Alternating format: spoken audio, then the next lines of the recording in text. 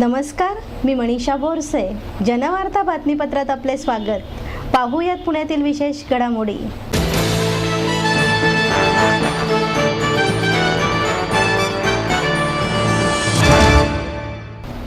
पुणे शहरातील मंडईमधील श्री शारदा गजानन मंदिरात चोरी झाली. शहरातील मंडईमधील श्री शारदा गजानन मंदिरात चोरी झाली. अज्ञात व्यक्तीने पहाटे 5:30 वाजता ही चोरी केली. मंदिरातील मोठी काच फोडून गणेश मूर्तीच्या गळ्यातील 2400 ग्रॅम सोन्याचा दागिना चोरी केला. साधारण 50 ते 60 लाख रुपये दागिन्यांची चोरी झाली. या घटनेची तपासणी विश्रामबाग पोलीस करत आहे. सदर घटनेची माहिती अण्णा थोरात यांनी दिली. पहाटे 5च्या दरम्यान एक चोर आला आहे. त्याच्या CCTV फुटेजमध्ये पोलिसांनी त्याला कव्हर केलेलं आहे.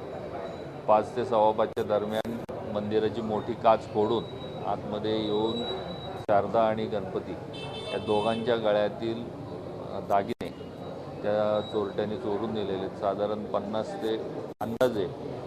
ते 60 लाखाचे ते दागिने आहेत आणि साधारण 2400 ते 2500 ग्रॅमपर्यंत वजन भरत. या संदर्भात आपण कुठे तक्रार वगैरे दाखल केलेली आहे? विश्रामबाग पोलीस स्टेशनला आम्ही तक्रार दाखल केलेली आहे.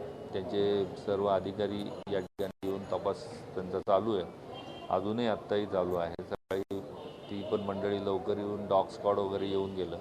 त्यांनी सर्व प्रकारच्या तपासणी केलेल्या आहे. एकूणच तुम्हाला काय वाटतं, म्हणजे शहराच्या मुख्य भागामध्ये माझी पोलीस चौकी इथून हाकेच्या अंतरावर आहे आणि अशा प्रकारे इथे चोरी होते पहाटे, तर एकूणच पोलिसांचे जे सुरक्षा व्यवस्था आहे किंवा त्यांची पेट्रोलिंग यावर प्रश्न नाही, त्यांचं पेट्रोलिंग अत्यंत चांगल्या पद्धतीचं आहे. पोलिसांचं सहकार्यसुद्धा अत्यंत चांगलं असतं. इथं वॉचमनकडे त्यांची डायरी असते, तर 2 तासानंतर ते येऊन चेक करून जातात. परंतु आमचा वॉचमन 2 दिवसापूर्वीच लग्नाच्या निमित्ताने गावाला गेलेला आहे. त्यामुळं 2 दिवस इथं वॉचमन नव्हता. हे सुद्धा साधारण त्या संबंधित व्यक्तींनी लक्षात आलं असेल त्यामुळं या गोष्टी घडून गेलेल्या आहेत. अण्णा थोरात, अध्यक्ष.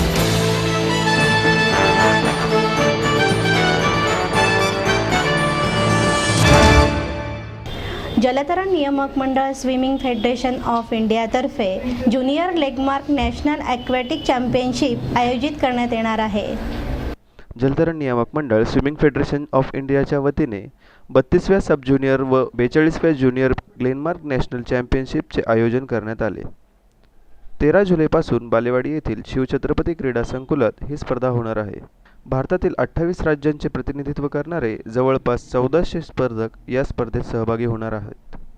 या स्पर्धेत 12 वर्षाखालील आणि 18 वर्षाखालील वयोगटातील स्विमिंग, डायव्हिंग व वॉटर पोलो अशा उपक्रमाचे सहभाग होणार आहे.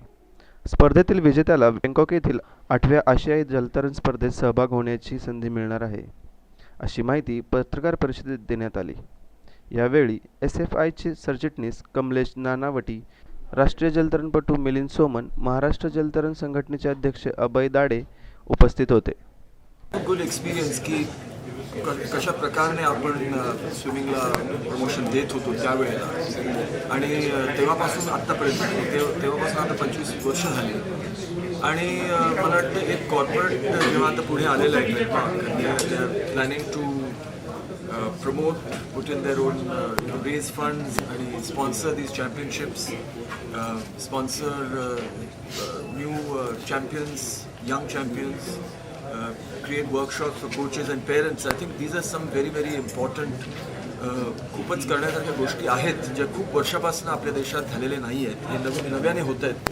And I think this is something that's very, very important, and I appreciate the Swimming Federation of India and Glenmark coming together for this. आपल्याला प्रत्येक स्पोर्टला प्रमोट करणं आवश्यक आहे. आपण पाहतो की भारतात क्रिकेटला आणि काही 1-2 मोजके स्पोर्ट्सना आपण जास्त प्रमोट करतो, मीडिया थ्रू पण जास्त प्रमोट करतो. पण आता सुद्धा आपण पाहतो की in the last couple of years कबड्डीसारख्या खेळाला किंवा बॅडमिंटनसारख्या खेळाला सुद्धा कॉर्पोरेट्सने पुढे येऊन पाठिंबा दिलेला आहे. तर स्विमिंगसारख्या खेळाला, which is actually one of the most popular sports in the world, त्याला ॲक्च्युली आधीपासून काहीच प्रमोशन जास्त नव्हतं. So Glenmark coming for today is a good sign की पुढे जाऊन दुसरे कॉर्पोरेटसुद्धा येऊन ह्या स्पोर्टला प्रमोट करतील. असं I mean we hope that this is something that is going to happen. आणि स्पोर्ट्स ओरिएंटेड पाहायचं असेल तर promote as many sports as possible, तर त्यांच्याकडे चॉईस असेल की ठीक आहे मला रनिंग ॲथलेटिक्स करायचं आहे किंवा मला स्विमिंग करायचं आहे किंवा मला बॅडमिंटन खेळायचं आहे, कबड्डी खेळायचं आहे, त्या स्पोर्ट्सकडे ते लक्ष देऊ शकतात की असा स्ट्रक्चर आहे, असे आपल्याकडे प्रोग्राम्स आहेत, वर्कशॉप्स आहेत. पण आता आपण पाहतो खूप ठिकाणी आपल्या देशात फॅसिलिटीजच नाही. तर हे जे आता आपण पाहतोय की Glenmark has come forward as a corporate, मला असं वाटतं की प्रत्येक स्पोर्ट मागे एक कॉर्पोरेट येणं आवश्यक आहे आणि पब्लिकने त्या स्पोर्ट मागे येणं आवश्यक आहे.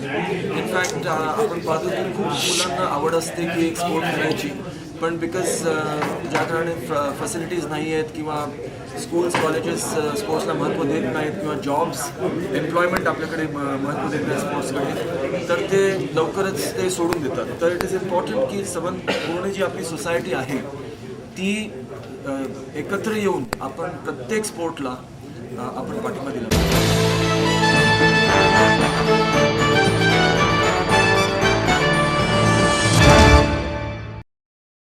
आपलं स्वप्न, आपलं मन, आपलं स्वतःचं घर हेच खरं धन. समृद्ध जीवन पार्क सादर करत आहे 140 फ्लॅट्सची एक प्रशस्त गृह योजना. कात्रज कोंढवा रोडवर बिबवेवाडीपासून फक्त 2 किलोमीटर अंतरावर आपल्या आर्थिक गणितात बसणारे 1 व 2 BHK फ्लॅट्स.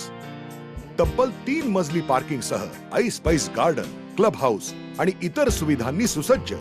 बुकिंग साठी संपर्क 9850937373 9850947373. समृद्ध जीवन, नांदी सौभाग्याची, सुरुवात प्रगतीची.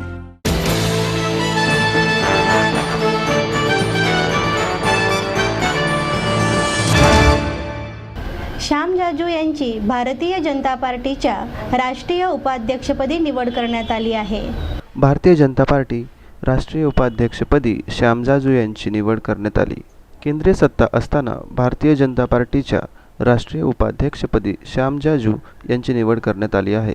संगमनेर जिल्हा अहमदनगर येथे जन्म झालेल्या श्याम जाजू यांचे महाराष्ट्र आणि दिल्लीमध्ये पक्षांचे काम पाहत होते. गेली 17 वर्षांपासून दिल्ली येथे मिळालेल्या विविध पदांची जबाबदारी त्यांनी यशस्वीरित्या पार पाडली आहे. राष्ट्रीय उपाध्यक्षपद हे एक मोठी जबाबदारी असून जगातील सर्वात मोठी लोकशाही असणाऱ्या देशातील सर्वात मोठ्या पक्षांमधील हे पद असल्याने आनंद असल्याची बाब श्याम जाजू यांनी यावेळी व्यक्त केली. भारतीय जनता पार्टी ही केडर पार्टी आहे. आज देशात सर्वात जगाच्या पटलावर सर्वात मोठी केडर पार्टी म्हणून भारतीय जनता पार्टीला रिकग्निशन मिळालं. ग्रीनिच बुकमध्ये त्याची नोंद झाली. आणि ही पार्टी कार्यकर्त्याचं आकलन करत करत त्यांना दायित्व देत मोठी झाली. कार्यकर्ता ही सर्वात मोठी ॲसेट या पार्टीची आहे. माझ्यासारखा छोटा कार्यकर्ता तो संगमनेरसारख्या एका छोट्या गावातून काम करत आज दिल्लीत वेगवेगळे दायित्व घेत गेली 15 वर्ष मी दिल्लीत काम करतो. आत्ता नरेंद्र मोदी आणि अमित भाई शहा यांनी माझ्यावर जे दायित्व दिलं आहे त्याच्यामध्ये दिल्लीचा प्रभारही काल माझ्यावर सोपवला आहे. याच्या अगोदर उत्तराखंडचाही होता. देशभरातल्या कोऑपरेटिव्ह निवडणुकाही मी पाहतो आणि एक चांगल्या प्रकारचा विश्वास त्यांनी व्यक्त केला आहे. माझ्या परीने मी त्या विश्वासाला खरा उतरण्याचा प्रयत्न करतो. सर, आजचे दिन म्हणून आपलं BJP सर्व नवनवे योजना राबवण्यात येत आहेत.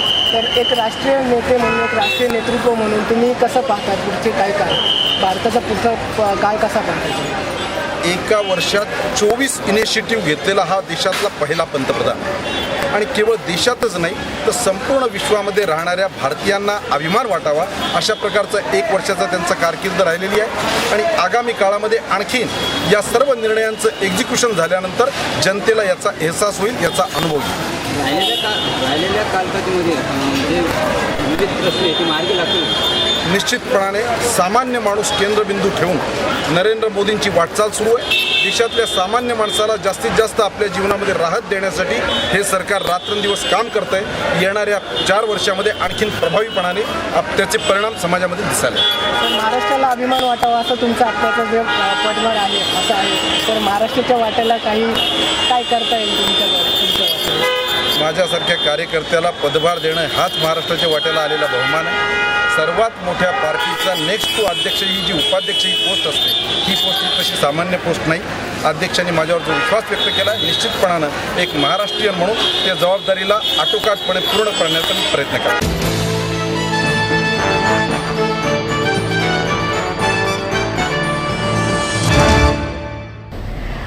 पुणेकर नागरिक कृती समितीच्या वतीने रुपी कोऑपरेटिव्ह बँकेचे उपसंचालक प्रशांत गोरे यांचा गांधीगिरीने श्रीफळ देऊन सत्कार केला.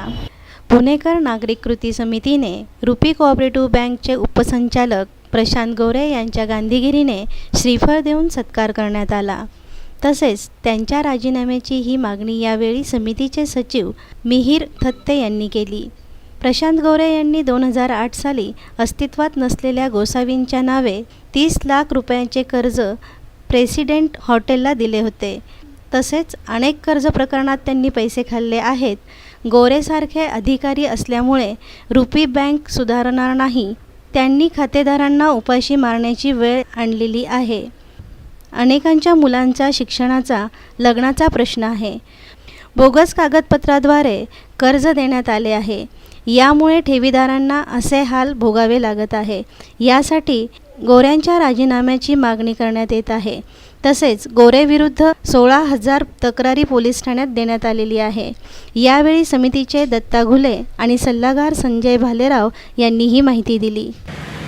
दडवून ठेवलेल्या गोष्टी अचानक समोर यायला लागलेल्या आहेत. त्यापैकीच ही एक गोष्ट आहे. रुपी बँकेच्या मार्केट यार्ड शाखेतनं रुपी बँकेचे कर्जदार पन्हाळे बंधू यांनी त्यांच्या व्यवसायाकरता 40 लाख रुपयाची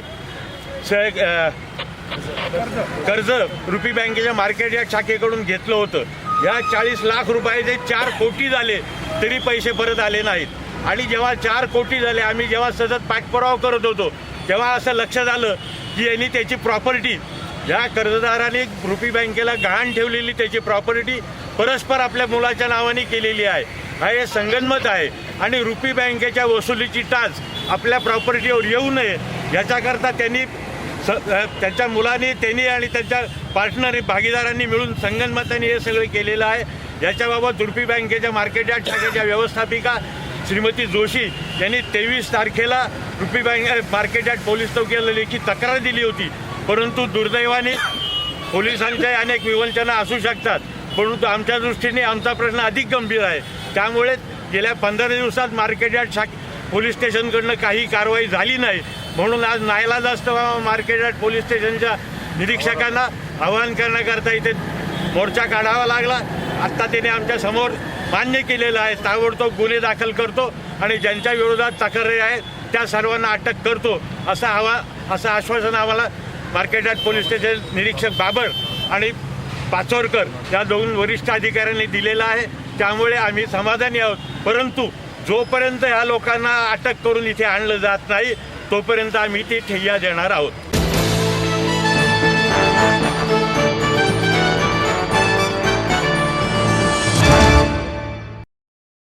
आपलं स्वप्न, आपलं मन, आपलं स्वतःचं घर हेच खरं धन. समृद्ध जीवन पार्क सादर करत आहे 140 फ्लॅट्सची एक प्रशस्त गृह योजना.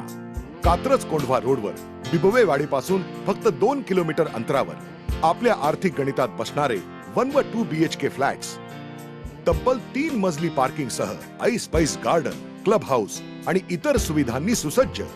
बुकिंग साठी संपर्क 9850937373 9850947373. समृद्ध जीवन, नांदी सौभाग्याची, सुरुवात प्रगतीची.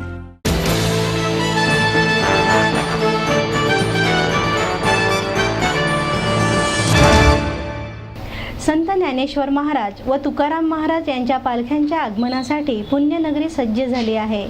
संत ज्ञानेश्वर महाराज आणि तुकाराम महाराज यांच्या पालख्यांचे स्वागत करण्यासाठी पुण्यनगरी सज्ज झाली आहे. पालख्यांचा मुक्काम असलेल्या ठिकाणी पुण्यामध्ये मांडव, रोषणाई आणि वारकऱ्यांच्या मदतीसाठी स्टॉल उभारण्यात आले आहे. सुरक्षितेच्या दृष्टिकोनातून CCTV यंत्रणा कार्यान्वित झाली आहे. दरवर्षीप्रमाणे आषाढी एकादशी निमित्त दोन्ही पालख्या 10 जुलै रोजी पुण्यात दाखल होणार आहेत. 12 जुलै रोजी सकाळीच पुण्यातून प्रस्थान करणार आहेत. या पार्श्वभूमीवर अनेक उपाययोजना केल्या आहेत. पोलीस प्रशासनाने मंदिर परिसराची पाहणी केली आहे. 10 जुलै रोजी दुपारपासून बंदोबस्त ठेवण्यात येणार आहे. यंदाच्या या पालखीला 350 वर्ष पूर्ण झाल्यामुळे गर्दी वाढण्याची शक्यता आहे.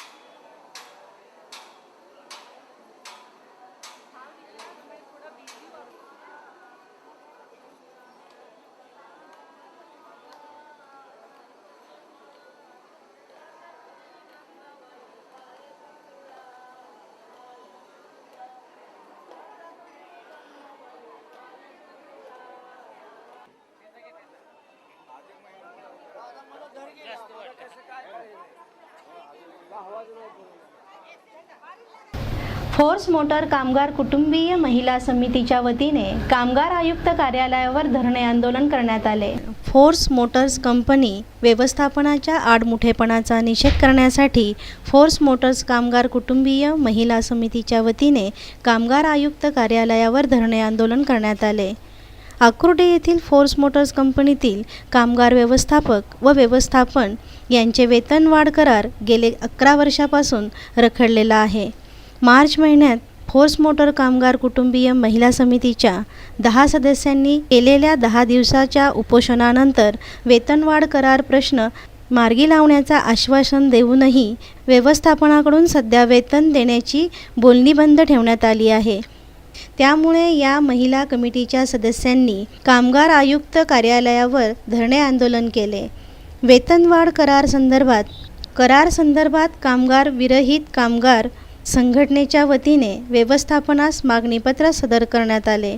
बैठकीनंतर काही तोडगा निघाल्यास या विरोधात अप्पर कामगार आयुक्तांच्या कार्यालयासमोर ठिणग्या आंदोलन करण्यात येणार आहे.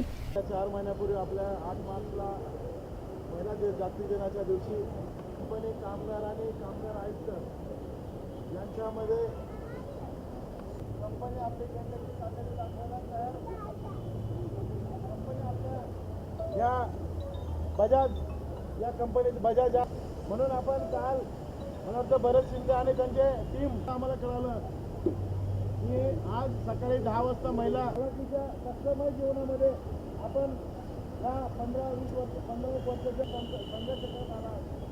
आपलं रक्त चुसायचं काम या कंपनीने केलेलं आहे, सहकार्य केलेलं आहे. ते आदरणीय बोलती विधानसभेचे मार्च आमदार आणि मारुती वापकर आम्ही सर्वांच्या माध्यमातून हे सर्व तुमच्या कंपनीच्या माध्यमातून लढा करण्याचे आम्ही प्रयत्न करत आहोत.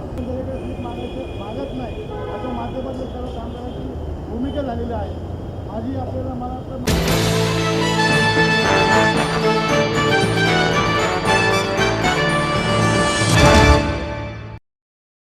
आपलं स्वप्न, आपलं मन, आपलं स्वतःचं घर हेच खरं धन.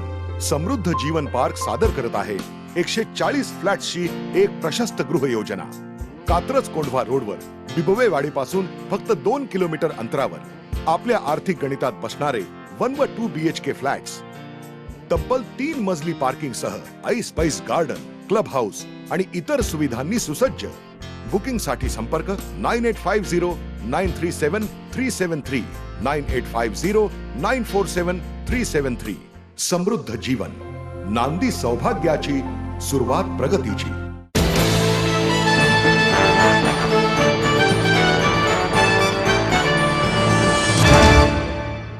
नॅशनल इन्स्टिट्यूट ऑफ ऑफ्थेल्मॉलॉजीतर्फे NIO व्हिजन मॅरेथॉन स्पर्धेचे आयोजन करण्यात आले आहे. नॅशनल इन्स्टिट्यूट ऑफ ऑफ्थेल्मॉलॉजीतर्फे NIO व्हिजन मॅरेथॉन स्पर्धेचे आयोजन करण्यात आले आहे. 26 जुलैपासून ही स्पर्धा सुरू होणार आहे. स्पर्धेच्या माध्यमातून लोकांमध्ये अंधत्व आणि डोळ्यांशी निगडीत आजाराविषयी शिक्षण व जनजागृती करण्यात येणार आहे. नागरिकांना अनेक कारणांमुळे अंधत्वाला सामोरे जावे लागते. त्यामुळे अंध व डोळ्यांच्या आजाराने त्रस्त असलेल्या रुग्णांना योग्य मार्गदर्शन व जागरूकता व्हावी हा उपदेश असल्याची माहिती NIOचे संचालक डॉक्टर आदित्य केळकर यांनी दिली. ही स्पर्धा 3 किलोमीटर, 5 किलोमीटर, 10 किलोमीटर आणि 21 किलोमीटर या प्रकारात होणार आहे. तसेच 21 किलोमीटर आणि 10 किलोमीटर गटातील विजेत्यांना अशी ही पारितोषिके देण्यात येणार आहेत.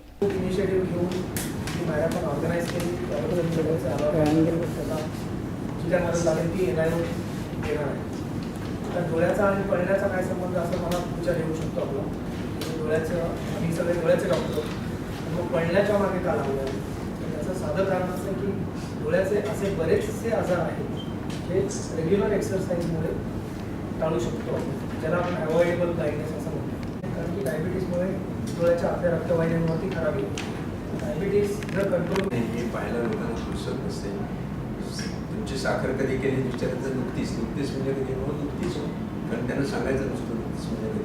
मग ज्यावेळेला आम्ही पोलिसाला जर त्यांना खडसावून विचारतो नुकती म्हणजे कधी, हे आठवतं का आपण सिक्कीमला दिवाळीत जाणार होतो, मग तुम्ही म्हणजे लॅब्स बंद असतील तर करून घ्या.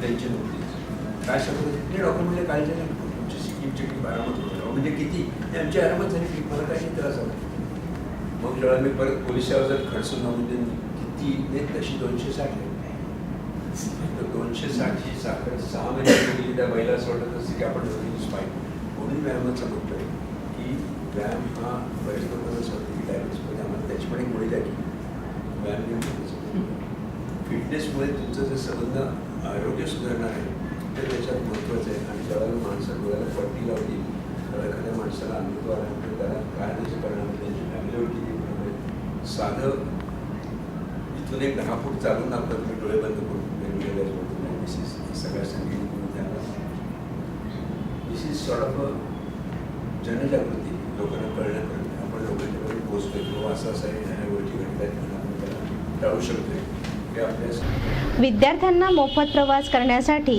PMPLच्या विरोधात शिवसेनेने महानगरपालिकेवर मोर्चा काढला.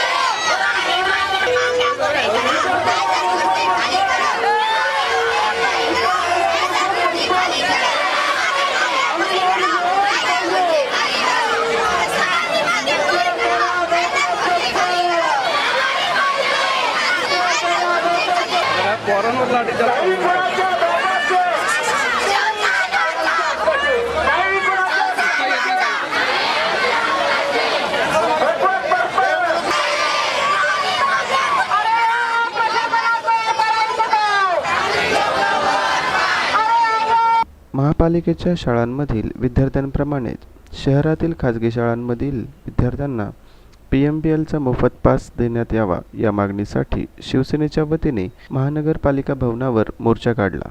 पुणे शहरातील विद्यार्थ्यांना महापालिकेकडून मोफत PMPLचा पास दिला जात होता, परंतु आता मोफत पास बंद करून पाससाठी 25% रक्कम भरावी लागत आहे. याचा फटका मराठी शाळांमध्ये शिकणाऱ्या विद्यार्थ्यांना बसला आहे. या विरोधात शिवसेनेचे संपर्क प्रमुख डॉक्टर अमोल कोल्हे, शहर प्रमुख विनायक निमन यांच्या नेतृत्वाखाली आंदोलन करण्यात आले. हडपसर, कोंढवा, सिंहगड रस्ता, खडकवासला परिसरातून शेकडो विद्यार्थी या आंदोलनात सहभागी झाले होते. महानगरपालिकेमध्ये त्या आधीच शालेय शिक्षण घेणाऱ्या विद्यार्थ्यांसाठी पुणे महानगरपालिकेमध्ये शिवसेनेचे स्टँडिंग कमिटी अध्यक्ष सन्माननीय श्याम देशपांडे यांनी 2009-10 साली विद्यार्थ्यांसाठी मोफत पास योजना त्या ठिकाणी चालू केली होती. एक सर्वसामान्य मध्यमवर्गीय विद्यार्थ्यांना शिक्षण घेण्यासाठी त्यांच्या शिक्षणाला हातभार लावण्यासाठी एक चांगली योजना शिवसेनेने चालू केली होती. गेले 7-8 वर्ष ही योजना अतिशय चांगल्या पद्धतीने या ठिकाणी चालू होती, परंतु या ठिकाणी काँग्रेस राष्ट्रवादीचे स्थायी समिती अध्यक्ष सन्माननीय कर्णे गुरुजी हे स्वतः शिक्षक असताना सुद्धा ही विद्यार्थ्यांना चालू असलेली मोफत बसपास योजना ही त्यांनी या ठिकाणी बंद केली आणि या योजनेमध्ये 25% रक्कम हे सर्वसामान्य विद्यार्थ्यांच्या त्यांच्याकडनं घ्यावी अशा तऱ्हेचा ठराव या ठिकाणी पास केला. एकीकडे महानगरपालिका कोट्यावधी रुपये अनावश्यक कामासाठी खर्च करत असते आणि अशा वेळेस सर्वसामान्य गरीब मध्यमवर्गीय विद्यार्थ्यांसाठी ही चालू असलेली मोफत पास योजना ही परत पुन्हा चालू करावी याकरता या विद्यार्थ्यांचं आंदोलन शिवसेनेने या ठिकाणी घेतलेलं आहे. याचबरोबर पुणे शहराच्या मध्यवस्तीत असणाऱ्या 18 शाळांना PMPLच्या वतीनं बस सेवा पुरवण्यात येते. ती बस सेवा PMPL मध्ये पुरवल्यानंतर त्या बसमधनं विद्यार्थी शाळेमध्ये या मध्यवस्तीमध्ये येत असतात.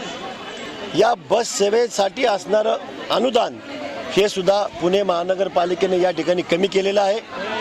बसचा पर किलोमीटर असणारा 56 रुपये रेट हा वाढून 65 रुपये या ठिकाणी केला. आणि अशा तऱ्हेने जवळजवळ सर्वसामान्य गरीब विद्यार्थ्यांवरती 170% दरवाढीचं संकट हे सर्वसामान्य गरीब विद्यार्थ्यांवरती आणि पालकांवरती या ठिकाणी आलेलं आहे.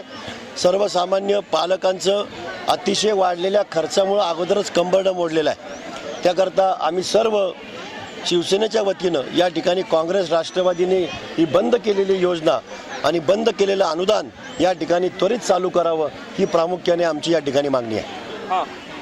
15 दिवसापूर्वी PMT ऑफिसवरती आपण मोर्चा काढलेला होता. त्याचं नेतृत्व मी स्वतः केलेलं होतं. त्याच्यानंतर त्यावेळेलाच पुढची भूमिका शहर प्रमुख विनायक निमणांना सांगून शहराच्या वतीनं महानगरपालिकेवरती आपण मोर्चा काढणार होतो. आता महानगरपालिकेवरती मोर्चा आम्ही काढलेला आहे. शिवसेनेचे गटनेते अशोक हारनावळ आणि पृथ्वीराज सुतार आणि भरत चौधरी यांनी स्टँडिंग कमिटीला ठराव दिलेला आहे. ठरावाचं जर आज स्टँडिंग कमिटीची बैठक आहे. ठराव जर पॉझिटिव्ह केला तर आम्हाला कुठलीही अडचण नाही.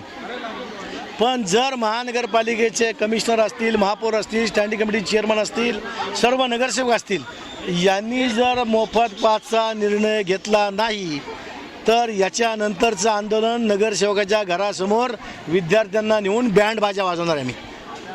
हे पुढची आमची